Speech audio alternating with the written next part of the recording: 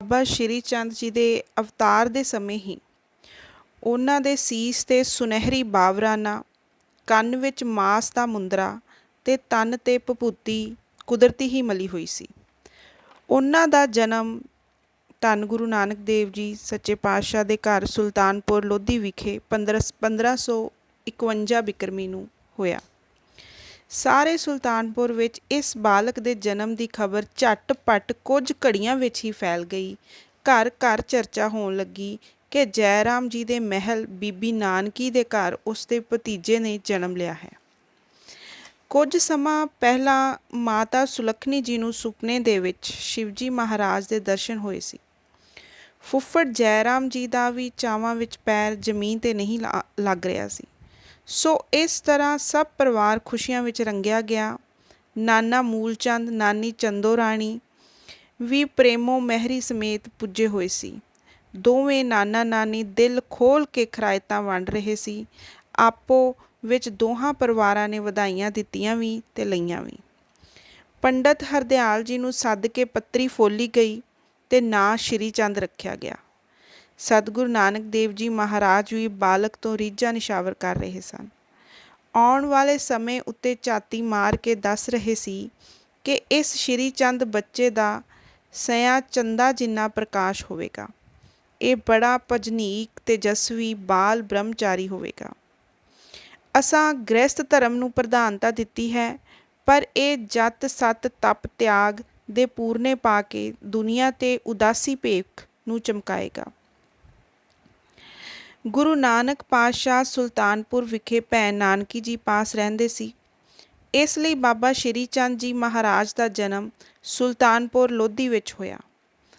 ਭੈਣ ਨਾਨਕੀ ਜੀ ਦੇ ਘਰ ਕੋਈ ਸੰਤਾਨ ਨਹੀਂ ਸੀ। ਮੇਰੇ ਦਿਆਲੂ ਸਤਿਗੁਰਾਂ ਨੇ ਜਦੋਂ ਪਹਿਲੀ ਉਦਾਸੀ ਧਾਰਨ ਕੀਤੀ ਤਾਂ ਸ਼੍ਰੀ ਚੰਦ ਜੀ ਨੂੰ ਭੈਣ ਨਾਨਕੀ ਜੀ ਦੀ ਝੋਲੀ ਪਾ ਗਏ ਅਤੇ ਲਖਮੀ ਦਾਸ ਜੀ ਜ਼ਿਆਦਾਤਰ ਆਪਣੀ ਮਾਤਾ ਦੇ ਨਾਲ ਪੱਖੋਪੁਰ ਨਾਨਕੇ ਰਹੇ। ਬਾਬਾ ਲਖਮੀ ਦਾਸ ਜੀ ਮਹਾਰਾਜ ਦਾ ਜਨਮ 1553 ਬਿਕਰਮੀ ਵਿੱਚ ਹੋਇਆ ਅਤੇ ਆਪ ਦੇ ਸਾਹਿਬਜ਼ਾਦੇ ਧਰਮ ਚੰਦ ਤੋਂ ਜਿਸ ਨੂੰ ਭਗਵਾਨ ਸ਼੍ਰੀ ਚੰਦ ਜੀ ਨੇ 16 ਕੋ ਉੱਚੀ ਬਾਂਹ ਕਰਕੇ ਆਕਾਸ਼ ਤੋਂ ਲਾਇਆ ਸੀ। ਜਦੋਂ ਬਾਬਾ ਸ਼੍ਰੀ ਚੰਦ ਜੀ 4-5 ਸਾਲ ਦੀ ਅਵਸਥਾ ਵਿੱਚ ਬਾਲਕ ਰੂਪ ਸੀਗੇ, ਉਸ ਟਾਈਮ ਸੁਲਤਾਨਪੁਰ ਵਿਖੇ ਇੱਕ ਦਿਨ ਇੱਕ ਸਾਧੂ ਨੇ ਉਹਨਾਂ ਦੇ ਘਰ ਦੇ ਬੂਹੇ ਲਾਗੇ ਆ ਭਿੱਖਿਆ ਲਈ ਆਵਾਜ਼ ਦਿੱਤੀ। ਮਾਤਾ ਸੁਲੱਖਣੀ ਜੀ ਅਤੇ ਭੂਆ ਨਾਨਕੀ ਜੀ ਅੰਦਰ ਘਰੋਗੀ ਕੰਮਾਂ ਵਿੱਚ ਰੁੱਝੇ ਹੋਏ ਸਨ ਅਤੇ ਉਹਨਾਂ ਨੂੰ ਕੋਈ ਪਤਾ ਨਾ ਲੱਗਾ ਕਿ ਬਾਹਰ ਕੋਈ ਭਿੱਖਿਆ ਲੈਣ ਲਈ ਸੰਤ ਆਏ ਹਨ। ਪਰ ਬਾਬਾ ਜੀ ਬਾਹਰ ਡਿਓੜੀ ਲਾਗੇ ਆਪਣੀ ਖੇਡ ਵਿੱਚ ਮਸਤ ਸਨ। ਜਦ ਇਸ ਤਰ੍ਹਾਂ ਬੂਹੇ 'ਤੇ ਖੜ੍ਹੇ ਸਵਾਲੀ ਨੂੰ ਡਿੱਠਾ ਤਾਂ ਉਸ ਵੱਲ ਵੇਖ ਕੇ ਛੋਟੇ ਜਿਹੇ ਕੱਦ ਦੇ ਭੋਲੇ ਸ਼ੰਕਰ ਭੋਲੀ ਅਤੇ ਪਿਆਰੀ ਪਿਆਰੀ ਸੁੰਦਰ ਸੂਰਤ ਵਾਲੇ ਕੋਮਲ ਬੁੱਲੀਆਂ 'ਚੋਂ ਮੁਸਕਰਾਏ ਅਤੇ ਸੁੱਚੇ ਮੋਤੀਆਂ ਸਮਾਨ ਹਜ਼ੂਰ ਦੀਆਂ ਦੁੱਧੀ ਦੰਦੀਆਂ ਨੇ ਲਿਸ਼ਕ ਮਾਰੀ ਅਤੇ ਉਸ ਸੰਤ ਨੂੰ ਖੜ੍ਹੇ ਹੋਣ ਲਈ ਨਿੱਕੇ ਜਿਹੇ ਹੱਥਾਂ ਨਾਲ ਇਸ਼ਾਰਾ ਕਰਕੇ ਛੋਟੇ ਛੋਟੇ ਨੂਰੀ ਚਰਨਾਂ ਨਾਲ ਅੰਦਰ ਨੂੰ ਚਲੇ ਗਏ। ਸੰਤ ਨੇ ਜਦੋਂ ਦੀ ਉਸ ਬਾਲਕ ਵੱਲ ਨਜ਼ਰ ਮਾਰੀ ਸੀ ਤਾਂ ਉਸ ਰੱਬੀ ਮਿਕਨਾਤੀਸ ਨਾਲ ਉਸ ਦਾ ਲੋਹੇ ਰੂਪੀ ਦਿਲ ਖਿੱਚਿਆ ਗਿਆ ਅਤੇ ਖੜ੍ਹਾ ਹੋਇਆ ਹੋਇਆ ਬਿੱਟ ਬਿੱਟ ਉਸ ਬਾਲਕ ਨੂੰ ਅੰਦਰ ਜਾਂਦਿਆਂ ਵੇਖ ਰਿਹਾ ਸੀ। ਉਸ ਨੂੰ ਇਉਂ ਜਾਪਿਆ ਜਿਵੇਂ ਛੋਟੇ ਜਿਹੇ ਕੱਦ ਵਾਲੇ ਉਸ ਬਾਲਕ ਦਾ ਇਸ਼ਾਰਾ ਪਾ ਕੇ ਪੈਰ ਜ਼ਮੀਨ ਦੇ ਨਾਲ ਹੀ ਜੰਮ ਚੁੱਕੇ ਹਨ। ਅੱਗੇ ਟੁਰਨ ਦਾ ਹੌਸਲਾ ਨਾ ਪਿਆ। ਦਿਲ ਬੇਤਾਬ ਹੋ ਰਿਹਾ ਸੀ ਕਿ ਉਹੀ ਨੂਰੀ ਦਰਸ਼ਨ ਜਲਦੀ ਹੋਣ। ਹਜ਼ੂਰ ਦੇ ਛੋਟੇ ਛੋਟੇ ਨੈਣਾਂ 'ਚੋਂ ਚੱਲੇ ਨਜ਼ਰਾਂ ਦੇ ਤੀਰ ਉਸ ਦਾ ਦਿਲ ਵਿੰਨ੍ਹ ਚੁੱਕੇ ਸੀ। ਉਸ ਨੇ ਆਪਣੀ ਜ਼ਿੰਦਗੀ ਵਿੱਚ ਅੱਜ ਤੱਕ ਐਸੇ ਤਪ ਤੇਜ ਵਾਲਾ ਨੂਰੀ ਮਸਤਕ ਵਾਲਾ ਇੰਨੀ ਛੋਟੀ ਉਮਰ ਦਾ ਬਾਲਕ ਨਹੀਂ ਸੀ ਡਿੱਠਾ। ਅਜੇ ਸੋਚ ਹੀ ਰਿਹਾ ਸੀ ਕਿ ਭੋਲੇ ਭੰਡਾਰੀ ਆਪਣੇ ਭੰਡਾਰ ਵਿੱਚੋਂ ਉਸ ਸੰਤ ਨੂੰ ਬਖਸ਼ਿਸ਼ ਕਰਨ ਲਈ ਕਲੀਆਂ ਤੋਂ ਵੱਧ ਕੋਮਲ ਮੁੱਠ ਵਿੱਚ ਕੁਝ ਘੁੱਟ ਕੇ ਫੜੀ ਆ ਰਹੇ ਸੀ। ਜਦੋਂ ਦੂਰੋਂ ਉਸ ਨੂਰੀ ਬਾਲਕ ਨੂੰ ਸੰਤ ਜੀ ਨੇ ਡਿੱਠਾ ਤਾਂ ਉਸ ਦਾ ਦਿਲ ਚਾਵਾਂ ਨਾਲ ਉਛਲ ਪਿਆ। ਜਿਹੜੀਆਂ ਅੱਖਾਂ ਦਰਸ਼ਨਾਂ ਲਈ ਬੇਤਾਬ ਸਨ, ਉਹ ਨੂਰੀ ਸੂਰਤ 'ਤੇ ਜਾ ਟਿਕੀਆਂ। ਆਸ ਤੇ ਉਮੀਦ ਭਰੇ ਦਿਲ ਨਾਲ ਹੱਥਾਂ ਵਿੱਚ ਫੜਿਆ ਖਾਲੀ ਕਾਸਾ ਅਗਾਂਹ ਵਧਾ ਦਿੱਤਾ। ਜਦੋਂ ਉਸ ਸ਼ੰਕਰ ਰੂਪ ਬਾਲਕ ਨੇ ਉਸ ਦੇ ਕਾਸੇ ਵਿੱਚ ਆਪਣੀ ਮੁੱਠ ਖੋਲ੍ਹੀ ਤਾਂ ਉਹ ਕਾਲਾ ਜਿਹਾ ਕਾਸਾ ਲਾਲ ਜਵਾਹਰਾਤ ਕੀਮਤੀ ਹੀਰਿਆਂ ਨਾਲ ਇਉਂ ਜਗਮਗਾ ਉੱਠਿਆ, ਜਿਵੇਂ ਕਿ ਹਉਮੈ ਦੀ ਮੈਲ ਨਾਲ ਕਾਲਾ ਹੋਇਆ ਹੋਇਆ ਦਿਲ ਗਿਆਨ ਦੀ ਲੋ ਨਾਲ ਰੋਸ਼ਨ ਹੋ ਜਾਂਦਾ ਹੈ। ਸੰਤ ਦੇ ਪੈਰਾਂ ਥੱਲਿਓਂ ਜ਼ਮੀਨ ਨਿਕਲ ਗਈ। ਡੋਰ ਭੋਰ ਹੋ ਕੇ ਕਹਿਣ ਲੱਗਾ, ਮੇਰੇ ਭਗਵਾਨ, ਮੇਰੇ ਨਿੱਕੇ ਜਿਹੇ ਰੱਬ, ਮੇਰੇ ਦਿਲ ਨੂੰ ਮੋਹਣ ਵਾਲੇ ਪਿਆਰੇ, ਸ਼ਿਵ ਸ਼ੰਕਰ ਭੋਲੇ ਭੰਡਾਰੀ, ਮੈਂ ਕੁਰਬਾਨ ਜਾਵਾਂ। ਮੈਨੂੰ ਇਹੋ ਜਿਹੀ ਭਿੱਖਿਆ ਨਾ ਪਾਓ ਜਿਸ ਨਾਲ ਕਿ ਮੇਰਾ ਕੁੰਡਾ ਹੋ ਜਾਵੇ। ਮੈਂ ਹੀਰੇ ਜਵਾਹਰਾਤਾਂ ਨੂੰ ਕੀ ਕਰਨਾ ਹੈ? ਦਾਤਾ, ਆਟੇ ਦੀ ਭਿੱਖਿਆ ਪਾਓ। ਮੈਨੂੰ ਤਾਂ ਹਕੂਮਤ ਦੇ ਸਿਪਾਹੀ ਫੜ ਕੇ ਲੈ ਜਾਣਗੇ ਕਿ ਤੂੰ ਇਹ ਧਨ ਕਿੱਥੋਂ ਲਿਆ ਹੈ। ਇਹੋ ਜਿਹੀਆਂ ਗੱਲਾਂ ਸੰਤ ਕਰ ਰਿਹਾ ਸੀ ਕਿ ਅੰਦਰੋਂ ਮਾਤਾ ਸੁਲੱਖਣੀ ਜੀ ਤੇ ਭੂਆ ਨਾਨਕੀ ਜੀ ਬਾਹਰ ਆ ਗਏ। ਇਹ ਅਚੰਭਾ ਵੇਖ ਕੇ ਹੈਰਾਨ ਪਰੇਸ਼ਾਨ ਹੋ ਗਏ। ਫਿਰ ਬਾਬਾ ਜੀ ਨੂੰ ਕੁੱਛੜ ਚੁੱਕ ਕੇ ਨਾਨਕੀ ਜੀ ਅੰਦਰ ਲੈ ਗਏ ਤੇ ਪੁੱਛਿਆ, ਕਿੱਥੋਂ ਇਹ ਮੋਤੀ ਹੀਰੇ ਲਿਆਏ ਜੇ? ਫਿਰ ਬਾਬਾ ਜੀ ਨੇ ਕੋਮਲ ਨਿੱਕੇ ਹੱਥਾਂ ਨਾਲ ਛੋਲਿਆਂ ਦੀ ਖੁੱਲ੍ਹੀ ਬੋਰੀ ਵੱਲ ਹੱਥ ਕੀਤਾ, ਪਰ ਉੱਥੇ ਛੋਲਿਆਂ ਦੀ ਬੋਰੀ ਭਰੀ ਸੀ ਤੇ ਨੂਰੀ ਹੱਥਾਂ ਵਿੱਚ ਜਿੰਨੇ ਛੋਲੇ ਆਏ ਸਨ, ਕੇਵਲ ਉਹ ਪਵਿੱਤਰ ਸ਼ੋਅ ਨਾਲ ਹੀਰੇ ਬਣ ਚੁੱਕੇ ਸੀ। ਮਾਤਾ ਸੁਲੱਖਣੀ ਜੀ ਤੇ ਭੂਆ ਨਾਨਕੀ ਜੀ ਇਹ ਕੌਤਕ ਵੇਖ ਕੇ ਬੜੇ ਪ੍ਰਭਾਵਿਤ ਹੋਏ। ਫਿਰ ਸੰਤ ਜੀ ਨੂੰ ਬੇਨਤੀ ਕੀਤੀ ਕਿ ਇਹ ਭਿੱਖਿਆ ਲੈ ਜਾਓ, ਮੌਜ ਕਰੋ। ਇਸ ਭੋਲੇ ਭੰਡਾਰੀ ਨੇ ਜੋ ਤੁਹਾਡੇ 'ਤੇ ਬਖਸ਼ਿਸ਼ ਕੀਤੀ ਹੈ, ਠੀਕ ਹੈ, ਜਾਓ 4 ਦਿਨ ਜ਼ਿੰਦਗੀ ਦੇ ਸੌਖੇ ਗੁਜ਼ਾਰੋ ਤੇ ਈਸ਼ਵਰ ਦਾ ਭਜਨ ਕਰੋ। ਇਹ ਸੁਣ ਕੇ ਸੰਤ ਜੀ ਨੇ ਸਿਰ ਝੁਕਾ ਕੇ ਬਾਬਾ ਜੀ ਨੂੰ ਪ੍ਰਣਾਮ ਕੀਤਾ ਤਾਂ ਇਹ ਅੱਖਰ ਕਹਿ ਕੇ ਚਾਲੇ ਪਾ ਦਿੱਤੇ, ਸਭਨਾ ਜੀਆਂ ਕਾ ਇੱਕ ਦਾਤਾ, ਸੋ ਮੈਂ ਵਿਸਰ ਨਾ ਜਾਏ। ਆਪ ਲਗਭਗ 7 ਸਾਲ ਦੇ ਸੀ ਜਦੋਂ ਗੁਰੂ ਨਾਨਕ ਦੇਵ ਜੀ ਜਗਤ ਤਾਰਨ ਤੁਰੇ ਤਾਂ ਆਪ ਨੂੰ ਬੀਬੀ ਨਾਨਕੀ ਦੀ ਝੋਲੀ ਪਾ ਕੇ ਉਸ ਦਾ ਸਪੁੱਤਰ ਬਣਾ ਗਏ ਸੀ। ਕਿਉਂਕਿ ਬੀਬੀ ਨਾਨਕੀ ਜੀ ਦੀ ਕੋਈ ਔਲਾਦ ਨਹੀਂ ਸੀ, ਲਖਮੀ ਦਾਸ ਅਜੇ ਛੋਟੇ ਸਨ, ਉਹ ਮਾਤਾ ਸੁਲੱਖਣੀ ਜੀ ਸਣੇ ਆਪਣੇ ਨਾਨਕੇ ਚਲੇ ਗਏ ਸੀ। ਬਚਪਨ ਤੋਂ ਹੀ ਆਪ ਚੌਂਕੜੀ ਮਾਰ ਕੇ ਸਮਾਧੀ ਲਾ ਕੇ ਕਈ ਦਿਨ ਬੈਠੇ ਰਹਿੰਦੇ ਸਨ। ਬਿਲਕੁਲ ਪਿਤਾ ਸ਼੍ਰੀ ਗੁਰੂ ਨਾਨਕ ਦੇਵ ਜੀ ਮਹਾਰਾਜ ਵਾਂਗ ਸੁਰਤੀ ਕਰਤਾਰ ਦੇ ਚਰਨਾਂ ਨਾਲ ਜੋੜ ਕੇ ਅਗੰਮੀ ਸਰੂਰ ਮਾਣਦੇ ਸੀ ਤੇ ਭੁੱਲੇ ਭਟਕੇ ਜੀਆਂ ਨੂੰ ਸੱਤ ਧਰਮ ਦਾ ਉਪਦੇਸ਼ ਦੇ ਕੇ ਸਿੱਧੇ ਰਾਹ ਤੇ ਲਾਉਂਦੇ ਰਹੇ। ਬੱਚਿਆਂ ਵਿੱਚ ਸਮਾਧੀ ਲਾ ਕੇ ਬੈਠਦੇ ਕਈ ਵਾਰ ਛਪਨ ਹੋ ਜਾਂਦੇ ਸੀ। ਬਾਲਕ ਇਹ ਕੌਤਕ ਵੇਖ ਕੇ ਹੈਰਾਨ ਰਹਿ ਜਾਂਦੇ। ਇੱਥੇ ਹੀ ਬਸ ਨਹੀਂ, ਦੂਰ ਜੰਗਲਾਂ ਵਿੱਚ ਨਿਕਲ ਜਾਂਦੇ ਤੇ ਧੂਣਾ ਲਾ ਕੇ ਬੈਠ ਜਾਂਦੇ।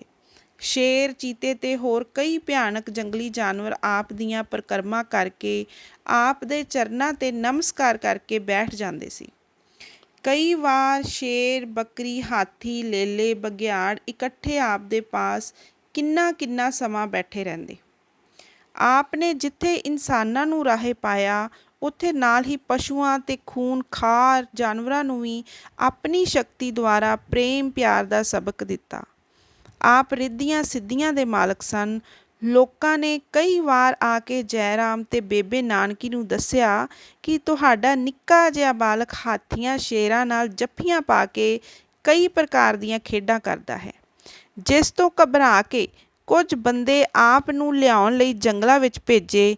ਜਦ ਉਹ ਬੰਦੇ ਸੰਘਣੇ ਜੰਗਲਾਂ ਵਿੱਚ ਪੁੱਜੇ ਤਾਂ ਦੂਰੋਂ ਦੇਖਿਆ ਆਪ ਦੇ ਧੂਣੇ ਦੇ ਇਰਦ ਗਿਰਦ ਹਾਥੀ, ਸ਼ੇਰ, ਚੀਤੇ ਤੇ ਸੱਪਾਂ ਦੇ ਝੁਰਮਟ ਪਏ ਹੋਏ ਹਨ ਤੇ ਸਭ ਜਾਨਵਰ ਹਜ਼ੂਰੀ ਵਿੱਚ ਬੈਠੇ ਆਪ ਜੀ ਵੱਲ ਤੱਕ ਰਹੇ ਹਨ, ਮਾਨੋ ਨਾਮ ਰੰਗ ਵਿੱਚ ਰੰਗੇ ਹੋਏ ਸਮਾਧੀਆਂ ਲਾਈ ਬੈਠੇ ਹੋਣ।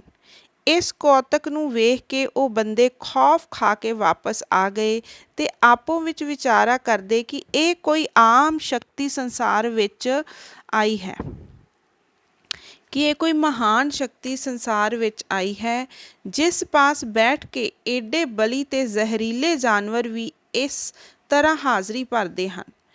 ਉਹਨਾਂ ਫਿਰ ਜਾ ਕੇ ਆਪ ਬਾਰੇ ਦੱਸਿਆ ਕਿ ਇਹ ਬਾਲਕ ਤਾਂ ਕੋਈ ਮਹਾਨ ਪੈਗੰਬਰ ਹੈ, ਇਸ ਨੂੰ ਕੋਈ ਜਾਨਵਰ ਕੁਝ ਨਹੀਂ ਕਹਿ ਸਕਦਾ। ਇਸ ਵਾਸਤੇ ਫਿਕਰ ਕਰਨ ਦੀ ਲੋੜ ਨਹੀਂ ਹੈ।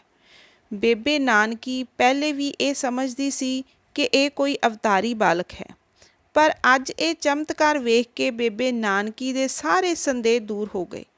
ਭੂਆ ਨਾਨਕੀ ਦੇ ਮਨ ਦੇ ਵਿੱਚ ਇੱਛਾ ਹੋਈ ਕਿ ਇੱਕ ਵਾਰ ਜ਼ਰੂਰ ਆਪ ਨੂੰ ਮਿਲ ਕੇ ਮਨ ਦੀਆਂ ਗੱਲਾਂ ਕਰਾਂ। ਭੂਆ ਦੇ ਅੰਤਰੀ ਫੁਰਨੇ ਨੂੰ ਜਾਣ ਕੇ ਦੂਜੇ ਹੀ ਦਿਨ ਸਵੇਰੇ ਹੀ ਆਪ ਨੇ ਭੂਆ ਜੀ ਨੂੰ ਦਰਸ਼ਨ ਦਿੱਤੇ ਤੇ ਪੁੱਛਿਆ, ਦੱਸੋ ਕਿਸ ਲਈ ਯਾਦ ਕੀਤਾ ਹੈ। ਜਾਨੀ ਜਾਨ ਭਤੀਜੇ ਨੂੰ ਵੇਖ ਕੇ ਭੂਆ ਖੁਸ਼ੀਆਂ 'ਚ ਫੁੱਲੀ ਨਾ ਸਮਾਈ ਤੇ ਆਪ ਜੱਫੀ 'ਚ ਲੈ ਕੇ ਪਿਆਰ ਕਰਨ ਲੱਗ ਪਈ ਤੇ ਕਹਿਣ ਲੱਗੀ, ਮੇਰਾ ਦਿਲ ਉਦਾਸ ਸੀ, ਆਪ ਦੇ ਦਰਸ਼ਨਾਂ ਦੀ ਚਾਹ ਸੀ। ਇੰਨੇ ਵਿੱਚ ਸਾਰੀਆਂ ਆਂਢਣਾ ਗੁਆਂਢਣਾ ਕੁਝ ਲੋਕ ਇਕੱਠੇ ਹੋਣ ਲੱਗ ਪਏ ਤੇ ਸਾਰੇ ਹੀ ਆਪ ਦੇ ਚਰਨਾਂ ਤੇ ਢਹਿ ਪਏ। ਆਪ ਨੇ ਸਭ ਨੂੰ ਆਸ਼ੀਰਵਾਦ ਦੇ ਕੇ ਆਖਿਆ ਕਿ ਜਗਤ ਮਿੱਥਿਆ ਹੈ, ਸਭ ਪਦਾਰਥ ਝੂਠੇ ਹਨ ਤੇ ਦੁੱਖ ਰੂਪ ਹਨ। ਸੰਸਾਰ ਦਾ ਮੋਹ ਦੁੱਖਾਂ ਦਾ ਘਰ ਹੈ, ਮਾਇਆ ਨਾਗਨ ਹੈ। ਇਹ ਡੰਗ ਜਿਸ ਨੂੰ ਲੱਗੇਗਾ ਉਹਦਾ ਨਰਕਾਂ ਤੋਂ ਬਚਣਾ ਮੁਸ਼ਕਲ ਹੈ। ਇਸ ਲਈ ਅਸੀਂ ਸੰਸਾਰਕ ਪਦਾਰਥਾਂ ਨੂੰ ਤਿਆਗ ਕੇ ਘਰ-ਬਾਰ ਛੱਡ ਦਿੱਤਾ ਹੈ। ਸਾਰਾ ਸੰਸਾਰ ਪਰਿਵਾਰ ਹੈ ਤੇ ਸਾਰਾ ਦੁਖੀ ਹੈ। ਇਸ ਦੇ ਦੁੱਖ ਦੂਰ ਕਰਨੇ ਹਨ। ਤੁਸੀਂ ਧਰਮ ਦੀ ਕਮਾਈ ਕਰੋ, ਸੱਚ ਬੋਲੋ, ਸੇਵਾ ਕਰੋ, ਲੋਕ ਪਰਲੋਕ ਸਫਲ ਹੋਏਗਾ। ਸਾਡੇ ਹਿੱਸੇ ਬਹੁਤ ਕੰਮ ਹਨ ਜੋ ਕਰਨੇ ਹਨ। ਇੰਨਾ ਕਹਿ ਕੇ ਆਪ ਜੰਗਲਾਂ ਨੂੰ ਚਲੇ ਗਏ। ਉਦਾਸੀਨ ਭੇਖ ਦਾ ਆਰੰਭ ਸ਼੍ਰੀ ਸੰਤ ਸਨੰਦਨ ਕੁਮਾਰ ਜੀ ਬ੍ਰਹਮਾ ਜੀ ਦੇ ਸਪੁੱਤਰ ਤੋਂ ਹੋਇਆ। ਕਈ ਤਪੀਸ਼ਵਰਾਂ, ਯੋਗੀ, ਰਾਜਾ, ਮਹਾਮੁਨੀਆਂ ਤੋਂ ਬਾਅਦ ਮਹਾਨ ਵਿਦਵਾਨ ਮੁਨੀ ਅਬਿਨਾਸ਼ੀ ਜੀ ਦੇ ਆਪ ਚੇਲੇ ਬਣੇ। ਉਂਝ ਤਾਂ ਆਪ ਨੂੰ ਗੁਰੂ ਨਾਨਕ ਪਾਤਸ਼ਾਹ ਦੇ ਲਾਡਾ ਮਲਾਰਾਂ ਨਾਲ ਨਾਮ ਦੀਆਂ ਲੋਰੀਆਂ ਮਿਲੀਆਂ ਸੀ। ਆਪ ਬਾਲ ਅਵਸਥਾ ਵਿੱਚ ਹੀ ਮਹਾਨ ਤਪੀ ਤਿਆਗੀ ਸੀ। ਆਪ ਨੇ ਦੁਨੀਆ ਨੂੰ ਅਨੇਕਾਂ ਚਮਤਕਾਰਾਂ ਵਿਖਾ ਕੇ ਸੱਚ ਧਰਮ ਦੇ ਝੰਡੇ ਉੱਚੇ ਕੀਤੇ। ਡੇਰਾ ਬਾਬਾ ਨਾਨਕ, ਬਾਰਠ ਸਾਹਿਬ, ਨਾਨਕ ਚੱਕ, ਕਰਤਾਰਪੁਰ, ਕਸ਼ਮੀਰ, ਚਨਾਰ ਸਾਹਿਬ, ਸੂਬਾ ਸਿੰਧ ਵਿੱਚ ਠੱਟਾ ਨਗਰ ਵਿੱਚ ਆਪ ਜੀ ਦੇ ਸ਼ੁਭ ਸਥਾਨ ਹਨ। ਆਪ ਨੇ ਪੰਡਤ ਹਰਦਿਆਲ ਜੀ ਤੋਂ ਵਿੱਦਿਆ ਪੜ੍ਹ ਕੇ ਫਿਰ ਮਾਤਾ ਸੁਲੱਖਣੀ ਜੀ ਪਾਸ ਪੱਖੋਪੁਰ ਰਹੇ। ਜਦੋਂ ਬਾਬਾ ਕਾਲੂ ਜੀ ਨੇ ਇਹਨਾਂ ਦੀ ਵੈਰਾਗਮਈ ਬਿਰਤੀ ਵੇਖੀ ਤਾਂ ਇਹਨਾਂ ਨੂੰ ਪੰਡਤ ਪਰਸ਼ੋਤਮ ਕੋਲ ਪਾਸ ਵਿੱਦਿਆ ਪੜ੍ਹਨ ਲਈ ਕਸ਼ਮੀਰ ਵਿੱਚ ਭੇਜ ਦਿੱਤਾ। ਉੱਥੇ ਆਪ ਨੂੰ ਕੁਝ ਸਮਾਂ ਪੜ੍ਹਾਈ ਨੂੰ ਹੋਇਆ ਸੀ ਕਿ ਉੱਥੇ ਇੱਕ ਹੰਕਾਰੀ ਪੰਡਤ ਸੋਮਨਾਥ ਤ੍ਰਿਪਾਠੀ, ਜਿਸ ਨੇ ਸ਼ਾਸਤਰ ਵਿੱਦਿਆ ਵਿੱਚ ਕਈਆਂ ਮਹਾਨ ਪੰਡਤਾਂ ਨੂੰ ਹਾਰ ਦਿੱਤੀ ਸੀ, ਉਹ ਕੋਲ ਜੀ ਪਾਸ ਆ ਪਹੁੰਚਾ ਤਾਂ ਭਗਵਾਨ ਸ਼੍ਰੀ ਚੰਦ ਜੀ ਨੇ ਸ਼ਾਸਤਰਾਂ ਦੇ ਅਰਥ ਉਸ ਨਾਲ ਕਰਕੇ ਉਸ ਨੂੰ ਕਰਾਰੀ ਹਾਰ ਦਿੱਤੀ। ਆਪ 150 ਸਾਲ ਬਾਲ ਬ੍ਰਹਮਚਾਰੀ ਰਹੇ। ਉਦਾਸੀਨ ਭੇਖ ਆਪ ਜੀ ਦੀ ਹੀ ਮਿਹਰ ਸਦਕਾ ਦੁਨੀਆ ਦੇ ਕੋਨੇ-ਕੋਨੇ ਵਿੱਚ ਪ੍ਰਫੁੱਲਿਤ ਹੋਇਆ ਹੈ। ਸ਼ਿਵ ਸਰੂਪ ਸ਼ਕਤੀਆਂ ਦੇ ਭੰਡਾਰ ਬਾਬਾ ਸ਼੍ਰੀ ਚੰਦ ਜੀ ਮਹਾਰਾਜ ਨੇ ਜਦੋਂ ਆਪਣੇ ਛੋਟੇ ਵੀਰ ਲਖਮੀ ਦਾਸ ਜੀ ਨੂੰ ਉਪਦੇਸ਼ ਦਿੱਤਾ ਕਿ ਸ਼ਿਕਾਰ ਖੇਡਣਾ ਠੀਕ ਨਹੀਂ, ਇਸ ਤਰ੍ਹਾਂ ਕਈ ਨਿਰਦੋਸ਼ ਜੀਆਂ ਦੀ ਜਾਨ ਜਾਂਦੀ ਹੈ ਤੇ ਤੁਹਾਨੂੰ ਇਸ ਦਾ ਲੇਖਾ ਦੇਣਾ ਪਵੇਗਾ। ਪਰ ਲਖਮੀ ਦਾਸ ਜੀ ਨੇ ਸਵਾਲ ਕੀਤਾ ਕਿ ਅਸੀਂ ਸਤਿਗੁਰੂ ਨਾਨਕ ਦੇਵ ਜੀ ਦੇ ਸਾਹਿਬਜ਼ਾਦੇ ਹਾਂ, ਸਾਨੂੰ ਵੀ ਲੇਖਾ ਦੇਣਾ ਪਵੇਗਾ। ਫਿਰ ਬਾਬਾ ਜੀ ਨੇ ਅੱਗੋਂ ਉੱਤਰ ਦਿੱਤਾ ਕਿ ਹਾਂ, ਜ਼ਰੂਰ ਦੇਣਾ ਪਵੇਗਾ। ਉੱਥੇ ਅਮਲਾਂ ਤੇ ਨਿਪਟਦੀ ਹੈ, ਕਿਸੇ ਦਾ ਲਿਹਾਜ਼ ਨਹੀਂ ਹੁੰਦਾ। ਇਹ ਸੁਣ ਕੇ ਲਖਮੀ ਦਾਸ ਜੀ ਕਿਸੇ ਅਨੋਖੇ ਰੰਗ ਵਿੱਚ ਰੰਗੇ ਗਏ। ਮੋਏ ਹਰਨਾਂ ਨੂੰ ਜਲ ਦਾ ਛੱਟਾ ਮਾਰ ਕੇ ਸੁਰਜੀਤ ਕਰ ਦਿੱਤਾ। ਫਿਰ ਜਾ ਕੇ ਘੋੜਾ ਤਿਆਰ ਕੀਤਾ। ਆਪਣੀ ਇਸਤਰੀ ਤੇ ਬਾਲਕ ਧਰਮਚੰਦ ਨੂੰ ਆਪਣੇ ਪਿੱਛੇ ਬਿਠਾ ਕੇ ਆ ਕੇ ਕਹਿਣ ਲੱਗੇ, ਲੋ ਵੀਰ ਜੀ, ਹੁਣੇ ਹੀ ਸੱਚਖੰਡ ਜਾ ਕੇ ਲੇਖਾ ਦੇ ਆਉਂਦੇ ਹਾਂ। ਇੰਨਾ ਆਖ ਕੇ ਘੋੜੇ ਸਣੇ ਆਕਾਸ਼ ਉਡਾਰੀ ਲਾ ਦਿੱਤੀ। ਅਚਾਨਕ ਹੀ ਬਾਬਾ ਜੀ ਨੇ ਉਤਾਂਹ ਵੱਲ ਡਿੱਠਾ ਤੇ ਖਿਆਲ ਆਇਆ ਕਿ ਇਸ ਤਰ੍ਹਾਂ ਤਾਂ ਸਾਡਾ ਬੇਦੀ ਬੰਸ ਖਤਮ ਹੋ ਜਾਏਗਾ। ਸਾਡੇ ਪਿਤਾ ਸ਼੍ਰੀ ਗੁਰੂ ਨਾਨਕ ਦੇਵ ਜੀ ਦਾ ਬੰਸ ਕਿਵੇਂ ਚੱਲੇਗਾ। ਇਸੇ ਸੋਚ ਵਿੱਚ ਹੀ ਘੋੜਾ 4 ਯੋਜਨ ਉੱਪਰ ਜਾ ਚੁੱਕਾ ਸੀ। ਬਾਬਾ ਜੀ ਨੇ ਇੱਕਦਮ 4 ਯੋਜਨ 20 ਮੀਲ ਉੱਚੀ ਬਾਂਹ ਕਰਕੇ ਬਾਬਾ ਧਰਮਚੰਦ ਬਾਲਕ ਨੂੰ ਲਾਹ ਕੇ ਧਰਤੀ ਤੇ ਲੈ ਆਂਦਾ। ਉਸ ਦਿਨ ਤੋਂ ਬਾਬਾ ਜੀ ਦੇ ਜਿੰਮੇ ਬਾਬਾ ਧਰਮ ਚੰਦ ਜੀ ਦੀ ਪਾਲਣਾ ਦਾ ਫਰਜ਼ ਲਾਗੂ ਹੋ ਗਿਆ। ਬਾਲ ਬ੍ਰਹਮਚਾਰੀ ਮਹਾਤਿਆਗੀ ਇਸ ਮਾਸੂਮ ਬੱਚੇ ਦੇ ਘੋਰ ਜੰਜਾਲ ਵਿੱਚ ਉਲਝ ਗਏ। ਇਤਿਹਾਸ ਦੱਸਦਾ ਹੈ ਕਿ ਮਹਾਰਾਜ ਆਪਣੇ ਪੈਰ ਦਾ ਅੰਗੂਠਾ ਧਰਮ ਚੰਦ ਦੇ ਮੂੰਹ ਵਿੱਚ ਪਾਈ ਰੱਖਦੇ ਸੀ ਤੇ ਅੰਗੂਠੇ ਵਿੱਚੋਂ ਸ਼ਕਤੀ ਨਾਲ ਦੁੱਧ ਸਿੰਮਦਾ ਰਹਿੰਦਾ ਸੀ। ਇਸ ਤਰ੍ਹਾਂ ਬਾਲਕ ਦੀ ਪਾਲਣਾ ਹੁੰਦੀ ਰਹੀ। ਕਈ ਵਾਰ ਬਾਬਾ ਜੀ ਸਮਾਧੀ ਵਿੱਚ ਹੁੰਦੇ ਤਾਂ ਧਰਮ ਚੰਦ ਭੱਜ ਕੇ ਆਪਣੇ ਤਾਇਆ ਜੀ ਦੇ ਮੋਢੇ 'ਤੇ ਚੜ੍ਹ ਜਾਂਦਾ, ਕਦੇ ਜਟਾਵਾਂ ਖਿੱਚਦਾ, ਕਦੇ ਮੁੰਦਰਾਂ ਖਿੱਚਦਾ ਤੇ ਮਹਾਰਾਜ ਜੀ ਦੀ ਸਮਾਧੀ ਖੁੱਲ੍ਹ ਜਾਂਦੀ। ਤੇ ਬਾਬਾ ਜੀ ਭਾਈ ਕਮਲੀਆ ਜੀ ਨੂੰ ਕਹਿੰਦੇ, ਵੇਖ ਭਾਈ ਅਕਾਲ ਪੁਰਖ ਕਿੱਡਾ ਬੇਅੰਤ ਹੈ। ਕਦੇ ਅਸੀਂ ਤੁਹਾਡੇ ਮੋਢੇ 'ਤੇ ਚੜ੍ਹਦੇ ਹੁੰਦੇ ਸਾਂ, ਪਰ ਅੱਜ ਸਾਡੇ ਮੋਢੇ 'ਤੇ ਚੜ੍ਹਨ ਵਾਲਾ ਵੀ ਆ ਗਿਆ ਹੈ। ਇੱਕ ਹੱਥ ਦੇ ਇੱਕ ਹੱਥ ਲੈ, ਕਿੰਨਾ ਸੋਹਣਾ ਹਿਸਾਬ ਮੁੱਕਦਾ ਹੈ। ਫਿਰ ਇਸ ਤਰ੍ਹਾਂ ਬਾਬਾ ਜੀ ਨੇ ਕਾਫੀ ਲਾਡ ਪਿਆਰ ਚਾਅ ਮਲ੍ਹਾਰ ਨਾਲ ਧਰਮ ਚੰਦ ਬਾਲਕ ਭਤੀਜੇ ਦੀ ਪਰਵਰਿਸ਼ ਕੀਤੀ। ਸਮੇਂ ਸਿਰ ਪ੍ਰਸ਼ਾਦਾ ਛਕਾ ਕੇ ਇਸ਼ਨਾਨ ਕਰਾਉਂਦੇ, ਬਸਤਰ ਬਦਲਾਉਂਦੇ, ਫਿਰ ਰਾਤ ਨੂੰ ਆਪਣੇ ਨਾਲ ਹੀ ਸਵਾਇਆ ਕਰਦੇ ਸੀ। ਬਾਲ ਯਤੀ ਜੀ ਕਈ ਵਾਰ ਸੋਚਦੇ, ਦਾਤਾਰ ਪ੍ਰਭੂ, ਇਹ ਤੇਰੀ ਅਜੀਬ ਲੀਲਾ ਹੈ ਜੋ ਇਹ ਤੂੰ ਆਪਣੇ ਤਪੱਸਵੀ ਤੇ ਤਿਆਗੀ ਨੂੰ ਵੀ ਅਜਿਹੀ ਜ਼ਿੰਮੇਵਾਰੀ ਸੌਂਪ ਦਿੱਤੀ, ਜਿਹੜੀ ਕਿ ਇੱਕ ਗ੍ਰਸਤੀ ਤੋਂ ਕਈ ਗੁਣਾ ਵੱਧ ਹੈ। ਮਾਤਾ ਪਿਤਾ ਦੋਹਾਂ ਦਾ ਫਰਜ਼ ਮੈਨੂੰ ਇਕੱਲੇ ਨੂੰ ਹੀ ਪਾਲਣਾ ਪੈਂਦਾ ਹੈ। ਬੱਚੇ ਨੂੰ ਦੁੱਧ ਪਿਆਉਣਾ, ਇਸ਼ਨਾਨ ਕਰਾਉਣਾ, ਬਸਤਰ ਬਦਲਾਉਣੇ, ਸੁਚੇਤ ਕਰਾਉਣਾ, ਪ੍ਰਸ਼ਾਦ ਛਕਾਉਣਾ, ਲਾਡ ਪਿਆਰ ਕਰਨਾ, ਬੱਚੇ ਦੇ ਮੂੰਹੋਂ ਮੰਗੀ ਚੀਜ਼ ਲਿਆ ਕੇ ਦੇਣੀ, ਇਹ ਵੀ ਮੈਂ ਹੀ ਕਰਾਂ, ਤੂੰ ਮਾਲਕਾ ਧਨ ਹੈ। ਸੋ ਇਸ ਤਰ੍ਹਾਂ ਬਾਬਾ ਜੀ ਨੇ ਧਰਮ ਚੰਦ ਬਾਲਕ ਨੂੰ ਬੜੇ ਜ਼ਫਰ ਜ਼ਾਲ ਕੇ ਉੱਚੀਆਂ ਕੀਤਾ ਕਿ ਮੇਰਾ ਬੇਦੀ ਬੰਸ ਜਗ 'ਤੇ ਕਾਇਮ ਰਹੇ, ਮੇਰੇ ਪਿਤਾ ਦਾ ਨਾਂ ਬੰਸ ਦੇ ਤੌਰ 'ਤੇ ਅਟਲ ਰਵੇ। ਅਸਲ ਵਿੱਚ ਸੋਚਿਆ ਜਾਵੇ ਤਾਂ ਇਹ ਬਾਬਾ ਜੀ ਦਾ ਮਹਾਨ ਉਪਕਾਰ ਹੈ ਜੋ ਉਹਨਾਂ ਬੇਦੀ ਬੰਸ 'ਤੇ ਕੀਤਾ। ਭਾਵੇਂ ਬੇਦੀ ਸਾਹਿਬਜ਼ਾਦੇ ਹੁੰਦੇ ਹੋਇਆ ਫਰਜ਼ ਵੀ ਬਣਦਾ ਸੀ, ਪਰ ਇਸ ਘਟਨਾ ਨੂੰ ਮੁੱਖ ਰੱਖ ਕੇ ਅਸੀਂ ਉਪਕਾਰ ਹੀ ਕਹਾਂਗੇ ਜੋ ਬਾਬਾ ਜੀ ਨੇ ਬੇਦੀ ਬੰਸ ਦੀ ਰੱਖਿਆ ਕੀਤੀ। ਫਿਰ ਧਰਮ ਚੰਦ ਜਿਹਨੂੰ ਬਾਬਾ ਜੀ ਨੇ ਆਪਣਾ ਚੇਲਾ ਬਣਾਇਆ ਤੇ ਬੇਦੀ ਬੰਸ ਨੂੰ ਜਗ 'ਤੇ ਪ੍ਰਫੁੱਲਤ ਕੀਤਾ। ਉਸ ਤੋਂ ਅੱਗੇ ਬਾਬਾ ਧਰਮ ਚੰਦ ਜੀ ਦੀ ਸ਼ਾਦੀ ਕੀਤੀ ਤੇ ਉਹਦੇ ਘਰ 2 ਲੜਕੇ ਹੋਏ, ਮਾਨਕ ਚੰਦ ਜੀ ਅਤੇ ਬਾਬਾ ਮੇਹਰ ਚੰਦ ਜੀ। ਹੁਣ ਵੀ ਡੇਰਾ ਬਾਬਾ ਨਾਨਕ ਜੀ ਵਿਖੇ ਬਾਜ਼ਾਰ ਦੀ ਇੱਕ ਬਾਹੀ ਮਾਨਕ ਚੰਦ ਜੀ, ਇੱਕ ਬਾਹੀ ਬਾਬਾ ਮੇਹਰ ਚੰਦ ਜੀ ਕਰਕੇ ਪ੍ਰਸਿੱਧ ਹੈ। ਉਹਨਾਂ ਤੋਂ ਅੱਗੇ ਬੇਦੀ ਬੰਸ ਦੀ ਲੜੀ ਚੱਲੀ। ਹੁਣ ਵੀ ਬੇਦੀ ਬੰਸ ਵਿੱਚ ਜਿਹੜਾ ਵਿਆਹ ਕੀਤਾ ਜਾਂਦਾ ਹੈ, ਉਹ ਸ਼ਾਦੀ ਤੋਂ ਪਹਿਲਾਂ ਵਿਆਹ ਵਾਲੇ ਲੜਕੇ ਨੂੰ ਬਾਬਾ ਸ਼੍ਰੀ ਚੰਦ ਜੀ ਮਹਾਰਾਜ ਦਾ ਰੂਪ ਭਾਵ ਵਿਭੂਤੀ ਵਗੈਰਾ ਮਲ ਕੇ ਨਿਰਵਾਨ ਬਣਾਉਂਦੇ ਹਨ ਤੇ ਉਸ ਵੇਲੇ ਕਈਆਂ ਦਾ ਮਨ ਦੁਨੀਆ ਤੋਂ ਉਪਰਾਮ ਹੋ ਜਾਂਦਾ ਹੈ। ਉਹ ਤਿਆਗੀ ਸਾਧੂ ਬਣ ਜਾਂਦੇ ਹਨ ਤੇ ਜਿਹੜੇ ਤਿਆਗੀ ਨਹੀਂ ਬਣਦੇ, ਉਹਨਾਂ ਨੂੰ ਗ੍ਰਸਤ ਮਾਰਗ ਵਿੱਚ ਪ੍ਰਵਿਰਤ ਕਰ ਦਿੱਤਾ ਜਾਂਦਾ ਹੈ। ਇਸ ਤੋਂ ਅਗਲੀ ਸਾਖੀ ਇਸ ਤੋਂ ਅਗਲੇ ਭਾਗ ਦੇ ਵਿੱਚ ਭੁੱਲਾਂ ਚੁੱਕਾਂ ਦੀ ਖਿਮਾ ਬਖਸ਼ਣਾ। ਧੰਨਵਾਦ।